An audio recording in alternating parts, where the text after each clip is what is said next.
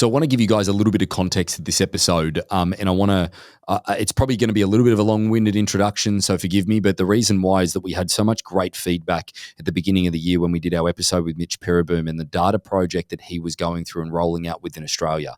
Now, before you stop listening, I want to make sure that you understand is that, yes, we're bringing up again Australian real estate on the podcast, but the reason why is the unique process that they have with open houses over there is that they collect everybody's data that comes through the front door. There's not one person typically that doesn't ever give you any information as they walk through the front door, but the data mining that goes on. They rolled out a program within Queensland that went through and stipulated that 50% of the people that come through an open house will list their home within the next 12 months.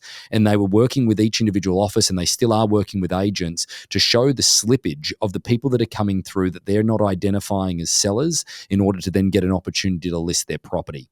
It just goes to show the volume of people when they come through an open house, the volume of business that you're possibly missing out when you're handing out those open houses and you're not doing them yourself, you're not collecting the data at the front door. That is a whole nother episode that I want to definitely follow it up with is, again, that whole collecting data, I know that, or collecting information at the front door, I know I've done it before, but I'm going to do it again just in the spirit of this podcast. We'll do another episode around that. But the one thing I want you to listen to here, guys, is the concept. We're going to be rolling this out within our own North American teams.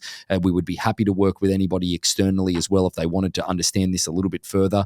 But we're going to see if this same process is relevant within North America. Their program is called Missing Millions because they've identified people are missing millions and millions and millions of dollars through their open house slippage of not identifying people as sellers and then not communicating with them correctly. And they're actually proving that this many sellers in a neighborhood are selling their property and you had their information and you did nothing with it. We're going to try and do the same thing in North America, a little bit more difficult because the data is not as easy to gather. Stay tuned, so to speak, but I hope you enjoy this wide-ranging episode. I really do enjoy this episode with the team and talking about the philosophy of this because it's something that if we can really identify it within people's core marketplaces, within our own network, I think it will change the game from the effectiveness of people not having to work harder, just working incredibly smarter. Thanks so much.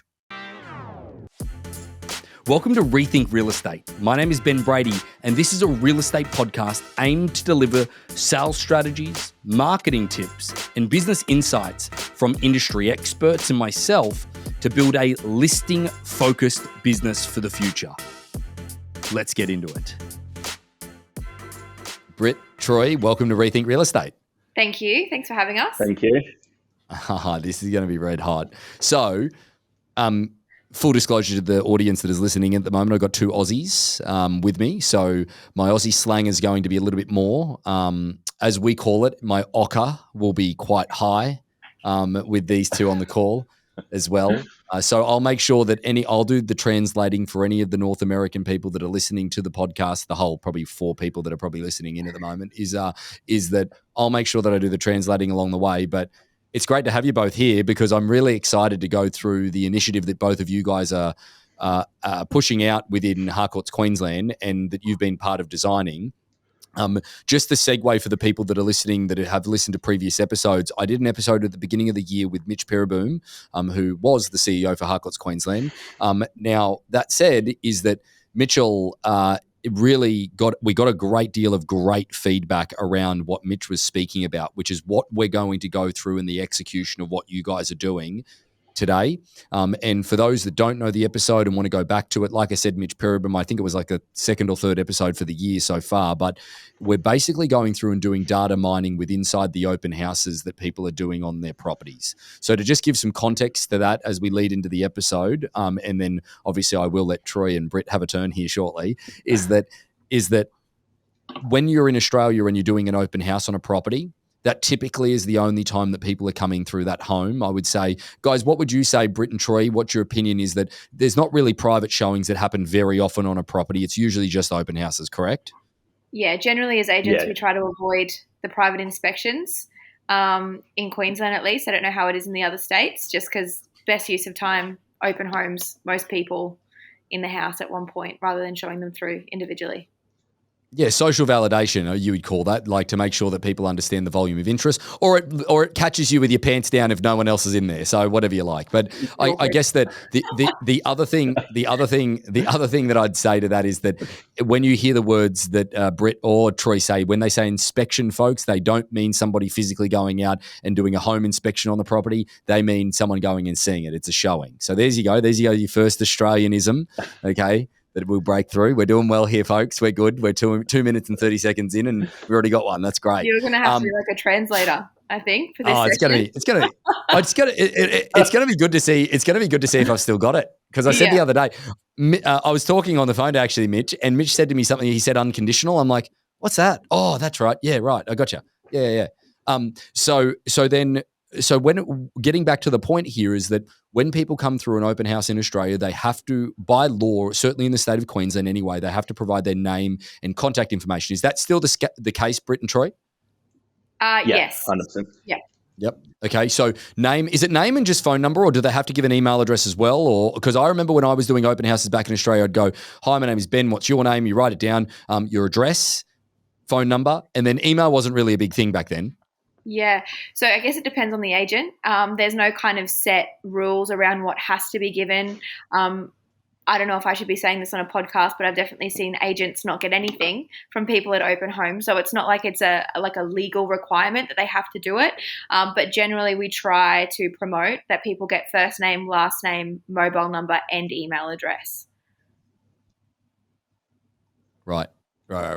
Troy, what do you see from a business owner perspective when you're dealing with the business owners within the network? What are they trying to train their agents in order to get? Because again, it's very, very common practice for people to give name and number. When I say that, like again, I don't think I've ever done an open house where I haven't gotten every single person's name and number, unless you had somebody incredibly creepy, then you wouldn't let them in the house. But Troy, what are the business owners doing from a training perspective with their agents? Yeah. So I think from a best practice point of view, it's first name, last name, phone number, and then email address if you can get it. Probably more just that phone number is, I guess, the critical part, so we can communicate with them actively. Some business owners are leaning towards asking for probably not the address, but just the suburbs, so then you can narrow the search for where they might look. But and I guess you probably need to translate this, but with Price Finder and some of the tools that we've got, we can search what someone owns just by their last name and what they own in Queensland. So we're pretty broad in that aspect. Well, again, that's probably a good segue into just explaining that, the data and the ability to search what people own in Australia is quite easy. So we put your first name, last name in, and you could probably do a property search around the properties that you own within Price Finder itself. Or RP Data is the other resource, I'm assuming. Yeah, correct? Yep. But I guess that in the US, the one thing that we would look towards, folks, for those looking to translate this, is that we would look towards your title officer or title company that would actually help us in the search of that.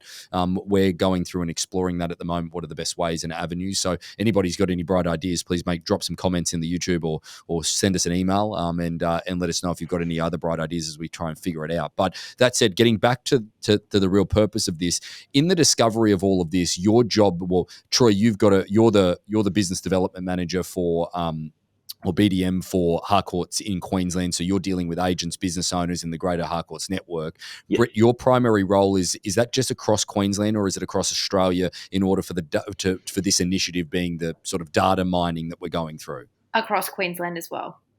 Okay, great. So in essence, if I'm giving people a bit of an understanding of what we're diving into now, you're taking the names and numbers of all of those people that have come through an agent's open house.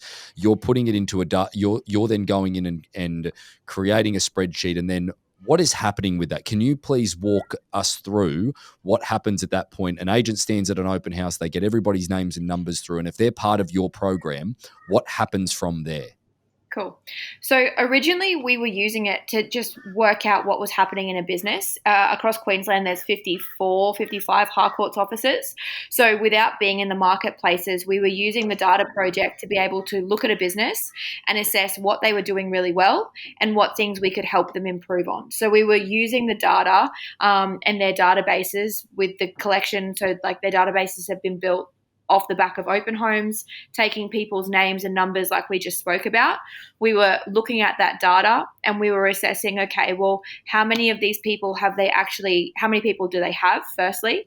how many have they identified as owning property, and then how are they communicating with those people that they've done the hard work, searched them on Price Finder or RP Data, and attached them to a property, and what are they actually doing with that information? Are they calling them every quarter and trying to have a conversation? Are they asking the right questions on the phone, or are they missing opportunities to list property based on what they're actually doing with that information? So can I ask, we're going to go back and we're going to lead through a couple of questions here, and then Troy, I'm going to throw over to you because you're probably the more hands-on in the sense of that the ongoing element within the business with the business owners and obviously the agents, and helping them understand this a little bit further from a skill set perspective. But Britt, like let's say that we go down the path of your data. Let's say I've got 10 names and numbers that I've gotten at that open house. Mm-hmm. That segues into your program, so to speak, that data program that you're responsible for. Yep. So at that point, the next part of this is that then the agent would typically follow up with that person. If they're a phenomenal agent, they'd probably do it the afternoon of the open house or the Sunday after the open house on Saturday, or if they're just the general agent, probably the Monday or Tuesday. Yeah. Now, after they've followed up, okay, and you've probably got an opinion on that anyway. We'll get back to that. However, let's go as far as to say that then they've gone through and ticked them all off as followed up.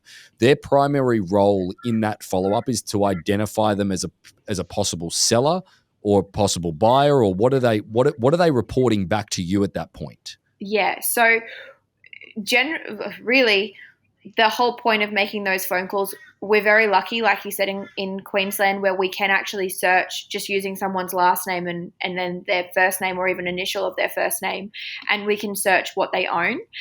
We generally promote that agents do that before they make their phone calls. And then so when they're calling those people back in the afternoon on a Saturday, they're actually like fishing for them to give them the information that they already know.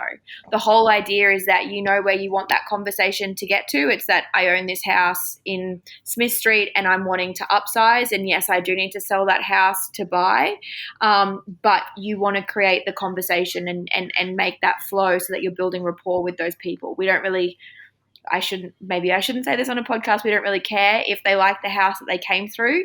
What we really care about is what can we help them with in terms of selling property, if any? Are they owners, and how can we build that rapport quickly with them so that we're their choice of agent when it comes to the crunch? It kind of sounds like like in the US, what we're going to obviously have to try and do is that we're going to have to try and get them to verbalize that they own real estate somewhere. Yeah. Like that would be the first primary step. Whereas in Australia, you kind of already know that, and you're trying to lead them into the conversation of, hey, why are you here? Are you looking to buy this thing, or are you looking because you're looking to sell in the near future? Exactly. And when in essence, like I think that Troy, from a skill set perspective, how are business owners training or how are you as corporate helping agents, train to ask the questions or what are you seeing as the biggest holdback? Why are people not calling them back? You're probably seeing, Brittany and also Troy, you're probably seeing people not even make the phone calls. Yeah, 100%. And I think, so what we typically do with the business owners and with the agents, and Britt drives this a lot as well, is we've got a stock board that we run through with them effectively of properties that they've missed in the last week, and then trying to identify what that reason is for why they've missed it. And typically that'll come down to either a process within the business or a skill set with the agent. So we've probably got the benefit that, I guess, the first two markers, have we ID'd that they own the property, and have they made contact with them in the last 90 days? So are we communicating with them regularly? For us, because we've got the ability to search if they're a homeowner, that just comes down to system. If we haven't identified those or we haven't had the communication, then there's just a system broke down. So what do we need to do within the business or within the agent's business to change that system so that's missed? And then the other two reasons why they wouldn't have missed, they've missed it, is that they haven't ID'd them as a seller or they've lost it at the listing presentation, which just comes down to skill set. So then if that's where we're falling short, how do we work with the agents around that particular skill set to make sure they get more opportunity? I think that, can I ask a question to you then, Troy? How does an agent take the feedback? How does the agent take, because I remember my sales meetings in Australia, they were brutal. Absolutely brutal. What have you got coming up? And then you'd follow it up in the next week and you'd say, no, I missed that listing. You know, they were pretty brutal in the sense of like, why'd you miss it? Oh, okay, all these different reasons. How do people handle the feedback around? Because what you're essentially doing is going, hey guys, these are the number of listings that you missed last week where you actually had the person's name and phone number, but you either didn't communicate with them or didn't identify them as a seller. You guys have missed out on all of this business. How does a business owner and how does an agent and how do the people take that? Because there's an element of defensiveness that I'm assuming that there would be, first of all. And I want to ask that question, Troy, to you first, and then Britt, I'd love to hear your answer. Yeah, well, I think it's how we approach it with them as well. So naturally, it's coming from an approach of, hey, we're not looking to blame anyone for the opportunity that's been missed. It's more using this as a training element. Passive aggressive as shit. I love it. That is amazing. Oh, guys, it's not really your fault. We're not going to. Don't worry about it. But by the way, you missed out on $1 million. They don't take it too well. But then I think what I see, and Brett, hopefully you're seeing the same as well, is that the ones that want to know and want to improve will embrace it, and the ones that want to fool themselves into thinking that they're doing well and they're growing even though they're not growing, then they're the ones that basically they'll just cancel the appointments and you'll never see them again. But the ones that are engaged and are serious about growth, they'll engage with the program. What about you, Britt? What do you find when you're giving some feedback where you're basically identifying that? Because it's kind of it's pretty interesting. It's kind of like, hey, you're pretty shit at your job. Here you go. Yeah, I think from a business owner point of view, it's understanding the value of the database initially, because for them, it's not really knowing what they've got there, but it's money, like it's listing opportunities that they don't have to prospect. Well, they do have to prospect, sorry, but it's in their database. They've got their names, they've got their phone numbers, and this is how much your database can actually generate in terms of dollar value for you and for your agents. So that's the first piece, is kind of understanding it's actually a really positive thing, because you don't need to focus on growing your database anymore. You don't need to go out and door knock and get phone numbers and things like that, because you've actually got a database that has the capacity to generate X amount of money. So let's focus on actually using that. So it's getting them on board with that firstly. And then, like Troy said, it's about the perspective. So rather than it being a finger pointing thing, because a lot of offices, I don't think, have the capacity to do this project. They just aren't at a level where they can understand that stuff. So yep. it's more around how can we get better and refine the skills that we already have. We already know that we can list and sell real estate. We can call people. We've got that kind of skill set there. It's what can we do to be better at our craft, which is listing and selling property. So I want to take a segue into giving us an example of some of the best businesses that you operate with in their process and their structure in order to make sure that there's no slippage. I think that I'd love to hear that. And Britt, while you've got the floor, I'd love you to start, and then Troy, I'd love you to give an example. However, that said, is that folks, if you're hearing in the background all the birds and everything along those lines, welcome to Australia. Okay, Brittany, I'm assuming that's you because Troy. No, it's good. It's great. I'm just going to explain to people. We've got lorikeets. I'm gonna throw them a couple out there. We've got lorikeets. I've heard we've got a crow in the background, which is just that's Queensland for you. Bring it. And then I've heard a couple of magpies as well. Yeah. Yeah. Anyway, sorry. That's how embarrassing. I'm so sorry. No. Just so that people know where you are. You're not actually in Hawaii with the palm trees in the background. Okay, we're in Brisbane, Queensland. But let's go through just some good examples of some practices within offices. Now, I just want to make sure that I segue into this correctly, though, for the people that are listening in North America. When we say business owners, we mean the broker of that individual office that is responsible for helping and training. I want people to understand as well the commission splits in Australia, how they are much, much higher in the office's favour. So therefore, that business owner is making a great deal more money than what you would be as a broker within your business. Okay, so therefore, they're very, very, very hands-on in helping agents actually grow and get better in their business because they reap the benefits in a far greater way. That's one of the aspects that we definitely try to do when it comes to Harcourts in North America, is to make sure that there is a higher level of support within a traditional brokerage structure.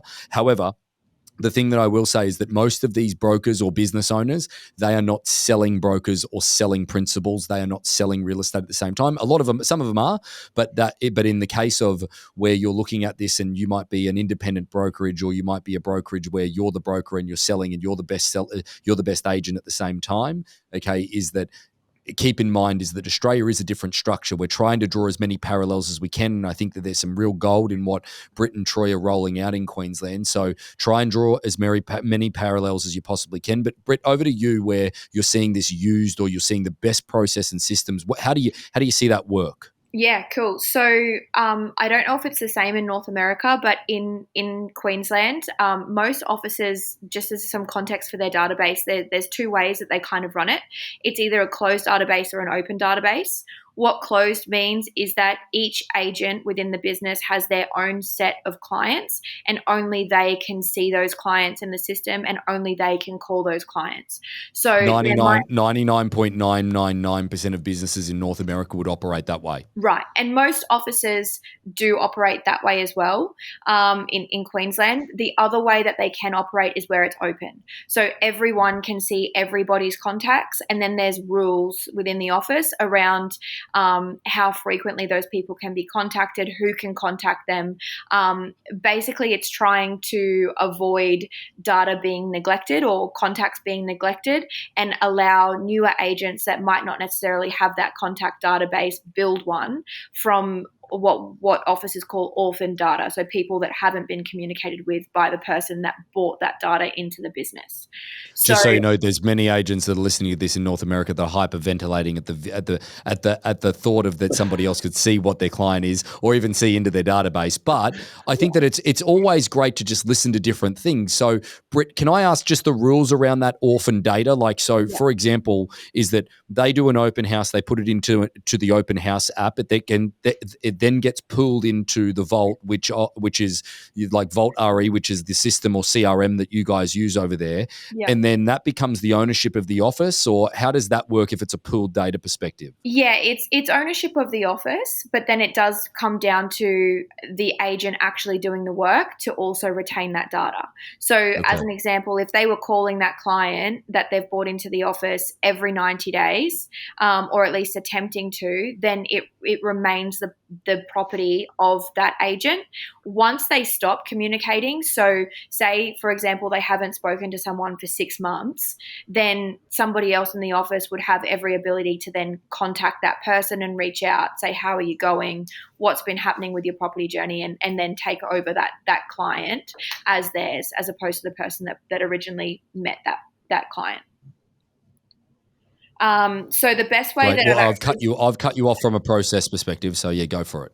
The best way that I've actually seen it work, we've had offices where they have been very for the closed database, but actually creating a bit of a hybrid. So there is a closed database for the agent. Only the agent can see their contacts.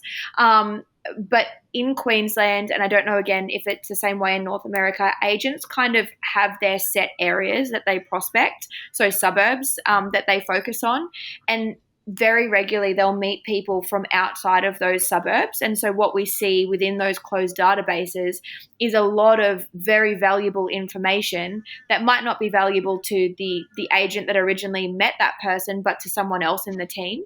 So it kind of creates that culture of being able to share that information where, okay, well, these are the people that matter to me as an agent because they're in my core area that I prospect and am focusing on growing my business in. But here's like a heap of other people that I know, Tim in the office would be really interested in contacting because they're in his area. So it's kind of trying and then opening those contacts up for other people if they're interested,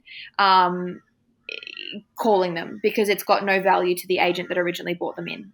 Have I explained that? No, absolutely. You've done a great job with that. Absolutely. Yeah. But as we lead back into the best process, so like we do the open house, it goes into the app, then the database is there. No, it's good. No, it's really great stuff. It's good information, but just making sure that we don't lead too far down a rabbit hole. I love a good rabbit hole, trust me. My brain. But yeah, but I guess that give me a model of the best practices within a company that you see. It's a closed database, because that's probably the example that's going to resonate the most with our audience. Is that then what happens with it? So a client comes through an open home. Then the agent gets back to the office, searches their name in Price Finder, because of course we've gotten their first name, last name, mobile number, and email address, finds out that they own a property, attaches them to the property in the system, calls them back on the Saturday afternoon to see what they thought of the property, try and build some rapport, kind of create that conversation around what are you looking to do? Do you have property? Oh, you do. What a surprise. And kind of build that relationship. And then from there, depending on where they are in their selling journey, if they're very cold, if they're not looking to sell for kind of 12 months or more, would communicate with them over the phone every 90 days, so every quarter, would text them every time something in their kind of immediate area came up for sale or was sold, would email them every month with updated listings. So there's layers to the way that they communicate with that person. And then as they get closer to thinking of selling, that phone call would kind of come more regularly than every quarter, just to kind of check in, make sure they're still on track. And then what the agent would do with the database that they had of homeowners would be to regularly kind of clean through that, at least in their core suburb that they're focusing on, look at the listings that have come onto the market and see, were they in my database? If they were, did I know that they were selling? And if I did, why did I lose it? Was it that I got to the listing presentation and it came down to fees or marketing or something like that? Or did I actually not even ask the question on the phone? So I had no idea that they were selling their property. That's a really comprehensive layout of things. Troy, I'd like to hear from your perspective, maybe an office or an individual agent that is doing this incredibly well that you're seeing in the network, that you've been part of their journey and actually going from being really bad at this to now really good at it. Do you have a specific example of an office or an agent that you could share with us from a process perspective that you've seen really that from the perspective of identifying opportunity, they've done a really good job of that to then chase it? Yeah, well, and we're starting to see, and we're probably only now getting benefits in a few of the offices that are doing it on a grander scale, but there's a couple of agents, and it tends to be the younger agents at the moment that are embracing it, that you've seen them go from effectively no market share or from a place of zero to, I guess, contending with market leadership in their markets as well. Just because they're seeing the data as not this big pool of mess that we pat ourselves on the back because we've got 10,000 pieces of data that makes us feel good, but we've got 1,000 people or 500 people that they've actually built a meaningful relationship with, where they've got relevance in that marketplace. And effectively they're little killers in the market, that they're just flying past these other people that have no relationships and just expect the business to come back to them. It's so funny, Troy, that you say that. I had a meeting today with one of our better agents, and she was saying to me that she's got a very large database at the moment. I'm like, first of all, let's classify large database. Could you go through and identify the people that actually own property in Southern California that ultimately know who you are and what you do? Yep. Like if I was to call and say, hey, do you know Troy from Harcourts? Oh, yeah, no, I know Troy. He's in real estate. Yeah, okay, right. Like they can identify who you are and what you do. And realistically is that, she turned around and goes, oh, that's probably 20% of my database. It's like, oh dear. Yeah. Like it's amazing to see that when people, they find security in the numbers versus security in the quality. Yeah.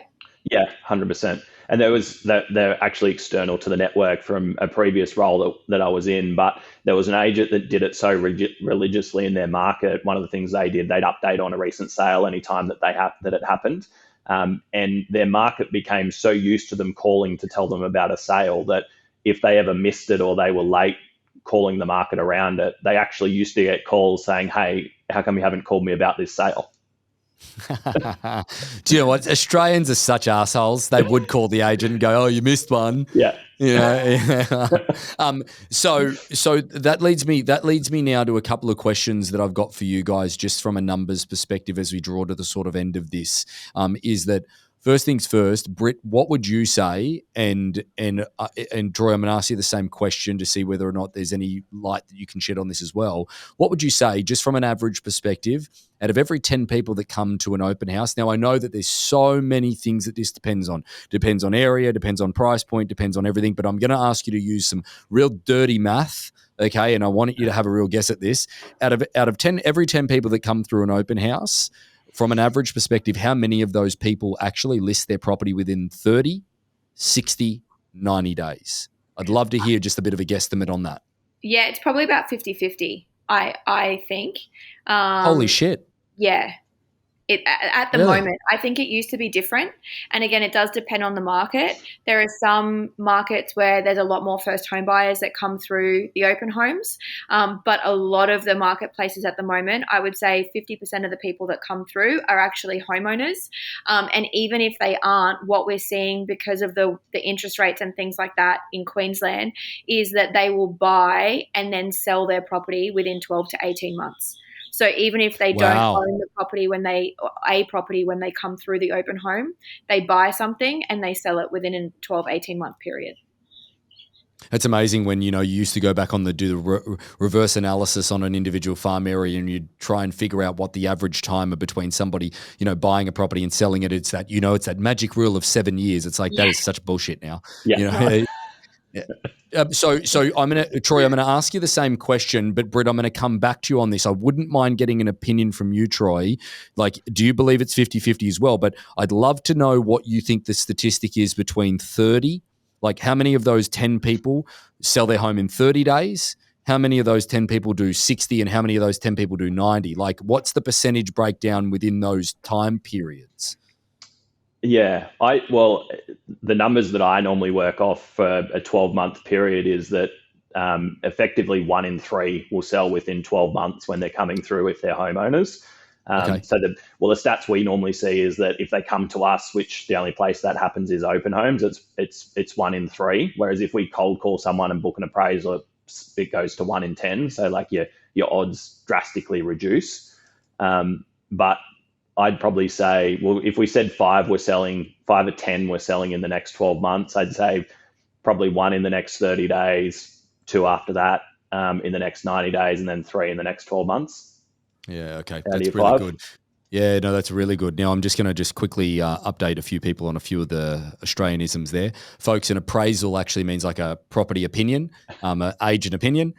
Stock, you said stock before, that means inventory. And then what was the other one you just said? Open home is open house. We got pretty deep before you needed to do another update. Oh no, yeah, there's a couple. People get a little bit off put. Like Mitch certainly gets off put when he's on the podcast, and I correct him. He's like, "Hang on a second, like I don't normally get corrected here. Like, please." So Britt, do you tend to agree with what Troy said on the 30, 60, 90-day perspective? I'd love to create an argument between the two of you. It'd be amazing, but that's fine. No arguments this time. I'd say that's pretty true. I think most people think that once clients start coming through open homes, they've already got their agent and they're listing in the next 7 days. From what we see, I agree with Troy that that's less likely to be the case. Out of the homeowners that come through, maybe one of them have actually found their agent and are listing in the next 30 days. Most of them are still kind of further out where they haven't got an idea of who they're going to use to sell their property. Let's get a bit weird here, okay? Weird's probably the wrong word. But let's start theorizing a tiny bit, okay, around just some theory, right? Let's just shoot through this because I think the three of us understand real estate relatively well. Is that I think that like the thing that I'd love to know is that let's say there's 10 homes that list within a neighborhood, okay? So that's another one actually you said as well, suburb. We don't really say suburb in North America. It's more neighborhood or city. But let's say that 10 homes list in a city, okay, or a neighborhood. Out of those 10 different sellers, how many of those people do you think would have actually went and visited an open house before they chose to sell their property? Oh. Any one of you? I don't think many. I think call it 30%. Really? Yeah. Well, I think unless you really I guess, wanting, because in Australia anyway, normally if you don't have a relationship, you have multiple people through your home, which I don't know why people would want to spend that much time with real estate agents, but hey. You mean in the listing presentation that Yeah. they'll have multiple people that they're competing against? Yeah. Yeah. So that's where you interview. But I think the ones that go through open homes, it's normally one that I can walk around the corner and have a little look through that just to get a bit of a feel what's happening in the market, as opposed to perhaps interviewing an agent. Britt, same question to you. 10 listings in a neighbourhood. How many of those people do you think visit an open home? I would agree, 30% or less. I think it's only the really kind of the sellers that want to be a bit hands-on, that want to do that research, that actually come through. I don't think many of them do. And a lot of what I speak to in offices is around, like, there's so many different people that interpret information and absorb it differently. The whole idea of having those different layers in what we do, in the calls, the emails, the text messages, the open homes, the signboards, is so that we can kind of, on whatever forum or platform they absorb information, we're first point or first thought in their mind when they do flick from I'm just researching to I'm ready to sell. It's like, can I go back to that text message from that random agent that I've never actually replied to before, or what was that flyer in my letterbox, or there's that signboard or bus stop around the corner. It's kind of like, how do they do it the easiest way? It's so funny if you think about this. 50% of the audience that come through your open house are possible sellers within the next 30, 60, 90, 12 months. But then those 50% that come through your open house only represent possibly 30% of the marketplace. And again, none of that number that's Troy, Britt, and I, who've got a decent knowledge of real estate, all thinking about a number. Keep in mind that I didn't say that number, so if it's incorrect, I never came up with that. It was those two. However, is that it's funny from a perception perspective. You guys would have your finger very, very much on the pulse. It'd be, and that's why, you know, it's funny that, like, people think, oh, well, open house might be the only way that we can prospect, or it's the easiest way to prospect. Well, if you do that, you're only ever going to have maybe maximum 30% market share within that area. Like, if you thought about that for a second, like, again, 30% market share would be absolutely unequivocally amazing.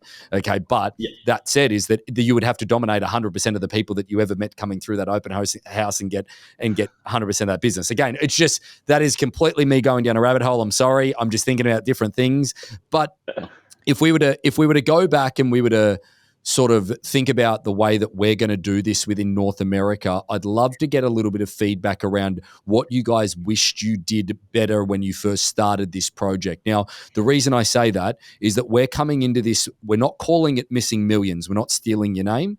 We're kind of adjusting it. We're calling it Are We Missing Millions? Now, the reason I say that is because in Australia, yes, 50% of the people that come through your open houses are going to sell their home in the next 12 months. But in North America, maybe that's not the case. Now, that depends on price point and all of that type of stuff, but we don't know yet. And that's what we really want to do before we start doubling down on telling people that this is the way in the future of what you need to do for business and blah, blah, blah, blah, blah, blah. Don't get me wrong. If it's collecting data that we need to do, then absolutely. The first step that we need to do in North America is actually start taking people's names and numbers down at the front door, which we've spoken about many times on this podcast. But as we lead into it, we're calling it Are We Missing Millions? We're on a bit of an exploratory mission to figure out, you know, one, can we do this effectively enough for it to be useful? And two, is the data going to be useful? So guys, what if you could turn back the clock and you were going to start this all again, how would you do it? Or what would you do differently? What would you do differently?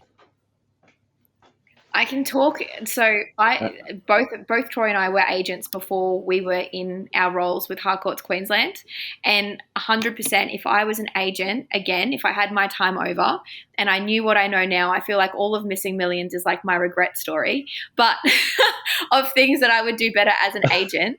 But I think that the key thing is really understanding, it's like a build your own adventure. So what data do I have? And then actually having those people attached to the properties in the CRM, and what does that represent in terms of the entire sale side of things, the percentage of people that sell in that marketplace. So if I sell in suburb, let's say Ascot, and I know that the turnover in that suburb is 7%, what does that look like in terms of the number of houses? And then what does my database have the capacity to generate? If that doesn't match my goal as an agent, then I need to grow my database. That's step one. If it does, then I need to get better at what I do with that data. So that's the other way that it can go. So it kind of veers off from there.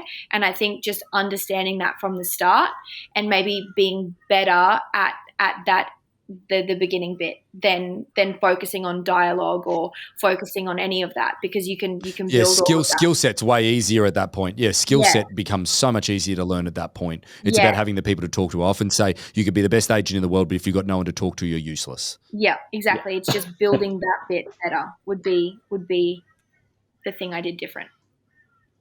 Troy, what about you, mate? If you were going to roll this back out to the network, what would you do different with it?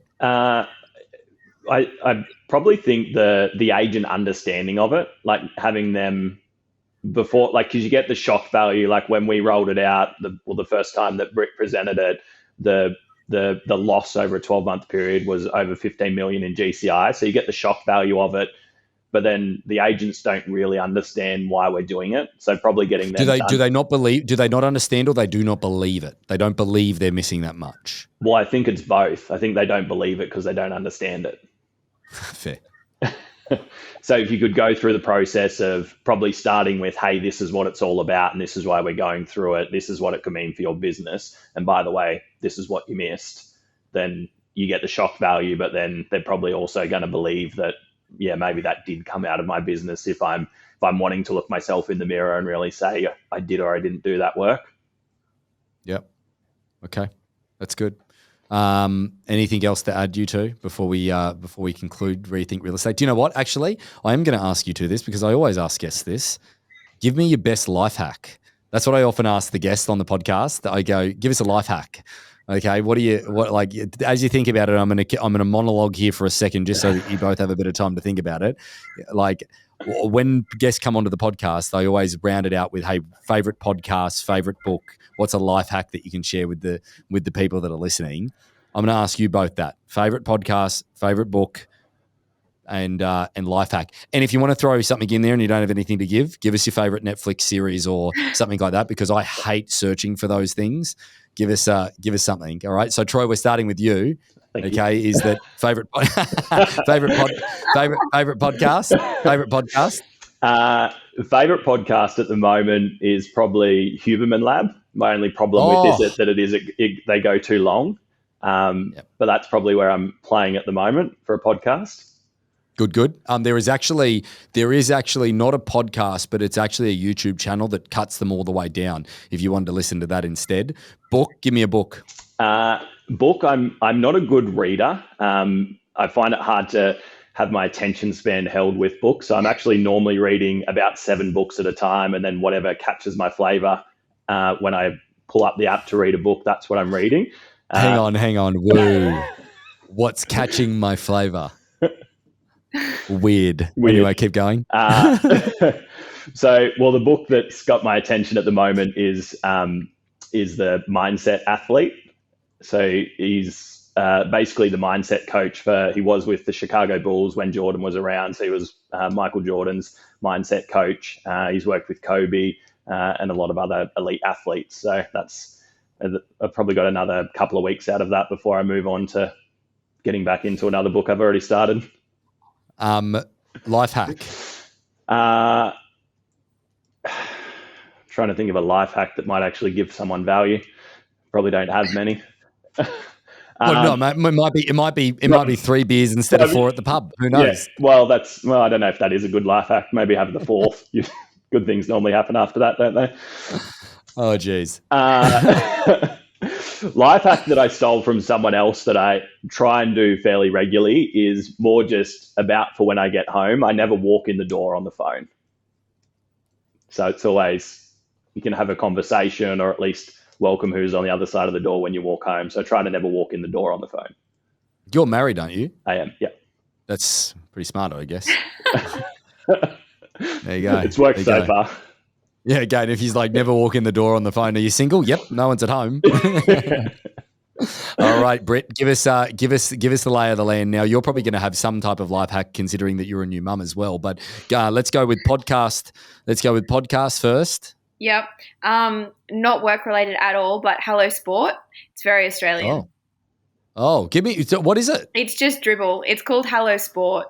It's two guys, and they just talk about absolutely anything. A lot of sport, but it's just they just give each other shit. Basically, it's. Oh, funny. that's great. I love that. It's like my guilty pleasure, like, because I'm marathon training at the moment, and like I always feel like I have to have a podcast going or I have to be relatively serious about things and learning and whatever it is when I don't retain any of the information anyway. But the I love Smartless. Like I'm a big it's like that's like my dribble. They don't go through anything of substance on it. It is just absolute dribble, and it's kind of entertaining. But give us your book. I'm reading a book at the moment called The Midnight Library.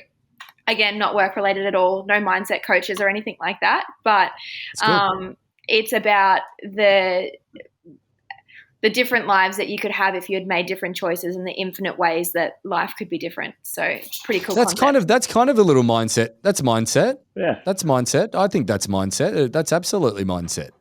I think that there's an element of that obviously gets you thinking pretty laterally at that point.